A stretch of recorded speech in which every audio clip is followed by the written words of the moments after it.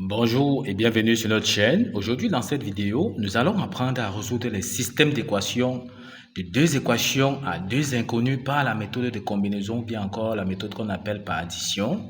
Ceci de la manière la plus simple possible. Alors, restez jusqu'à la fin de la vidéo pour ne rien manquer. Donc, voilà en image deux systèmes d'équations qu'on nous demande donc de résoudre en utilisant donc la méthode de combinaison ou par addition. On passe donc directement donc à la résolution. Pour ce qui est donc de la question A, on demande de résoudre 4x moins 2y qui est égal à 5. Donc ceci c'est la première équation. 2x plus 2y est égal à 7. Donc ça c'est la deuxième équation. Maintenant on demande de résoudre ceci par combinaison. Déjà il faut comprendre que le but ici c'est de trouver les valeurs de x et y qui vérifient à la fois la première équation et la deuxième équation. D'accord? Maintenant, en utilisant la méthode des combinaisons. Le principe de cette méthode consiste à avoir les coefficients de x opposés. Donc, par exemple, dans la première équation ici, on voit que le coefficient de x ici, c'est 4. Si dans la deuxième équation ici, le coefficient de x était moins 4, on veut voir que les coefficients sont donc opposés. De manière à ce que si on les additionne, ils vont tout simplement s'annuler membre à membre. Comme ici, par exemple, nous voyons le coefficient de y ici dans la première équation qui est moins 2. Le coefficient de y dans la deuxième équation ici, c'est plus 2. On voit cette fois-ci que les coefficients sont donc opposés. Donc, si on les additionne membre à membre, les y vont partir, on va rester avec les x et on va trouver les x. Ok, donc, comme nous avons déjà constaté que les coefficients de y sont déjà donc opposés, c'est-à-dire moins 2 et plus 2, on peut donc additionner membre à membre dans notre système. Donc, on aura ici 4x plus 2x, ça nous donne tout simplement donc 6x, moins 2y plus 4y, ça nous donne donc 0.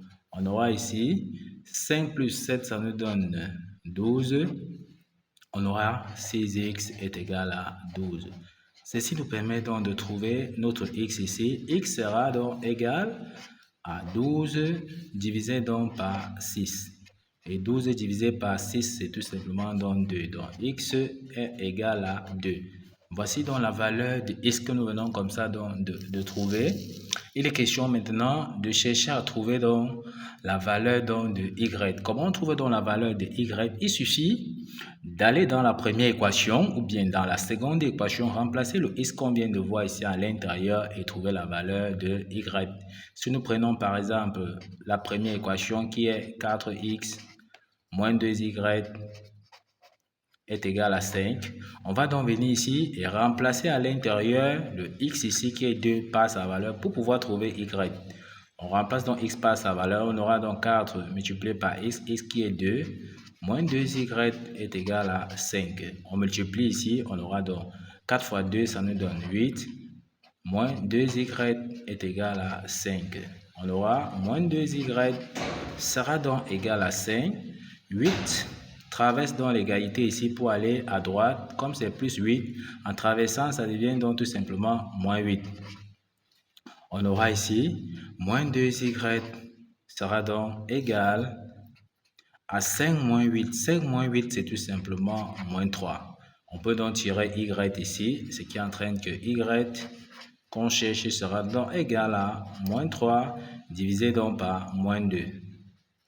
Les moins et les moins peuvent se simplifier, donc y sera donc égal à 3 demi.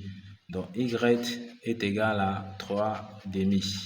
Voici la valeur de y que nous verrons comme ça de trouver. Et on va donc essayer donc de montrer comment on donne donc la solution ici. Ne pas oublier de comprendre que nous sommes en train de résoudre notre système d'équations dans un carré. C'est-à-dire que les solutions vont toujours se donner sous la forme d'un couple x et y bien dans les parenthèses. Donc, on peut donc donner notre solution de l'équation ici. On ouvre bien la première parenthèse. On commence par la valeur de x qui est 2. Puis la valeur de y qu'on vient de trouver qui est tout simplement 3 demi.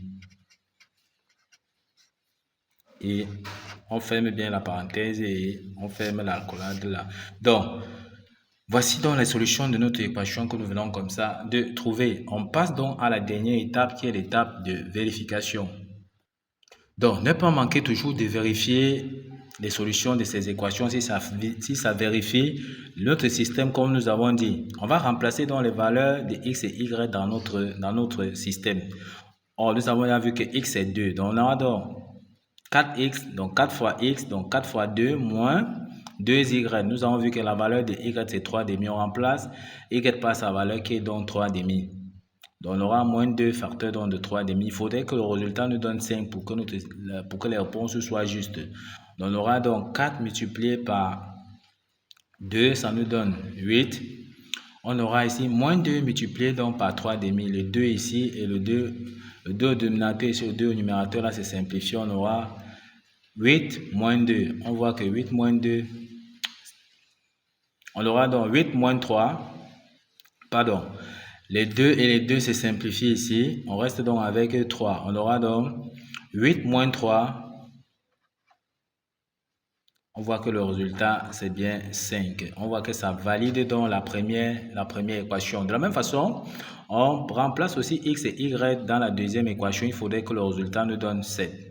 Donc, on aura donc 4 multiplié par la valeur de x qui est 2, plus 2 multiplié par la valeur de y qui est 3,5. On aura donc 2 fois 2, ça nous donne donc 4.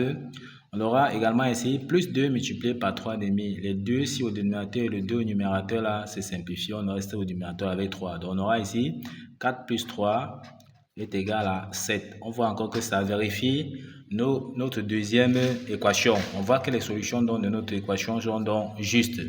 Ok, nous sommes donc arrivés au terme de cette vidéo. Ne manquez pas de vous abonner à la chaîne, de liker la vidéo, de partager la vidéo aux proches et amis et d'activer donc la cloche de notification pour ne plus manquer nos prochaines vidéos. Rendez-vous dans la prochaine vidéo pour la correction de l'exercice B.